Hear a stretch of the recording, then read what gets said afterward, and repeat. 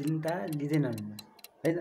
त्यसको लागि सर्वप्रथम आफ्नो मोबाइलमा रहेको होममा गएर त्यहाँ आफ्नो मोबाइलभित्र रहेको गुगल वा क्रोम कुनै पनि वेब ब्राउजरमा जाने।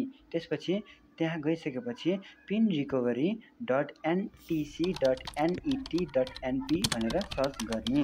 अनि सर्च गरिसकेपछि त्यहाँ एनटिसीले दिएको एउटा अफिसियल वेबसाइट खुल्छ।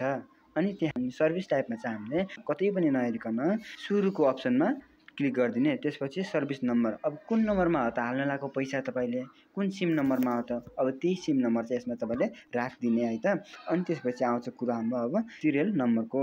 जुन पिन कोरिरहेको छ नि हो त्यही रिचार्ज कार्डको तल त्यो पिनको तल चाहिँ सिरियल नम्बर दिएको हुन्छ र त्यो सिरियल नम्बर चाहिँ हामीले त्यहाँ सरासर जे छ त्यही राखिदिने। त्यसपछि पिनकोड चाहिँ तपाईँले राख्दाखेरि यहाँ चाहिँ याद गर्नु होला कि जहाँ जहाँ तपाईँको अङ्क बुझिएको छ त्यहाँ चाहिँ तपाईँले त्यही अङ्क लेखिदिनु होला है त, जसको त सारिदिनु होला। तर जहाँ जहाँ बुझिएको छैन, जहाँ जहाँ च्यातिएको छ, जहाँ जहाँ कोरिएको छ त्यहाँ चाहिँ तपाईँले स्टार राख्नुपर्ने हुन्छ है त।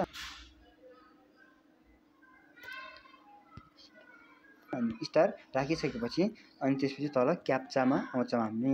अनि क्याप्चामा आइसकेपछि तल क्याप्चाको लागि चाहिँ तल हेर्नुपर्छ। तल दिएका जे पनि दिन सक्छ, त्यहाँ अल्फाबेट दिन सक्छ, नम्बर दिन सक्छ हो, ती सबलाई चाहिँ ट्याक्क चाहिँ नबिग्राएर मजाले जे छ त्यही सार्ने। त्यसपछि भेरिफाई गर्ने। भेरिफाई गरिसकेपछि ट्याक्क तपाईँकोमा के गर्छ त, ट्याक्क तपाईँको जुन सर्भिस नम्बरमा चाहिँ गइहाल्छ है त, कन्फर्म गर्ने। त्यसपछि